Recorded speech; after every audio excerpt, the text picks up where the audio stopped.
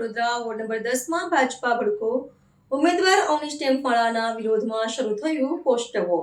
વડોદરા મહાનગરપાલિકાની આગામી ચૂંટણીને લઈને રાજકીય માહોલ ગરમાયો છે ત્યારે સત્તાધારી પક્ષ ભાજપમાં ટિકિટ ફાળવણી મુદ્દે આંતરિક અસંતોષ અને ભડકો સપાટી પર આવ્યો છે।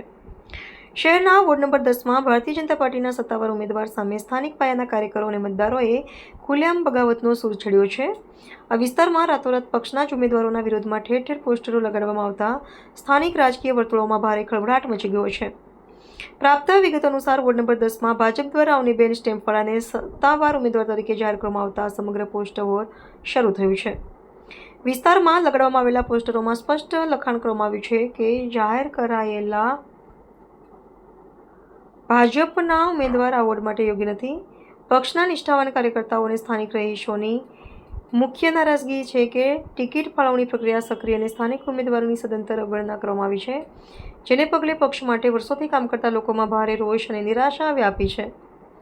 ચૂંટણી ટાણે જ થયેલા ખુલ્લા વિરોધ અને પોસ્ટર વોરને કારણે વડોદરા ભાજપ સંગઠન માટે મોટી ધર્મ સંકટની સ્થિતિ ઊભી થઈ છે। ટિકિટ વિતરણમાં થયેલા કથિત અન્યાય સામે સ્થાનિકો દ્વારા દર્શાવવામાં આવતા ઉગ્ર આક્રોશ સીધી રીતે ચૂંટણીના પરિણામો અને મતદાન પર અસર કરી શકે છે। હાલ પક્ષના મોવડી મંડળ દ્વારા આંતરિક ડેમેજ કંટ્રોલ કરવા માટે અને નારાજ કાર્યકરોને માનવવા માટે પ્રયાસો હાથ ધરવામાં આવે તેવી પૂરેપૂરી શક્યતા છે, પરંતુ આ કવાયત કેટલી હદે સફળ રહેશે તે જોવું અત્યંત રસપ્રદ બની રહી છે।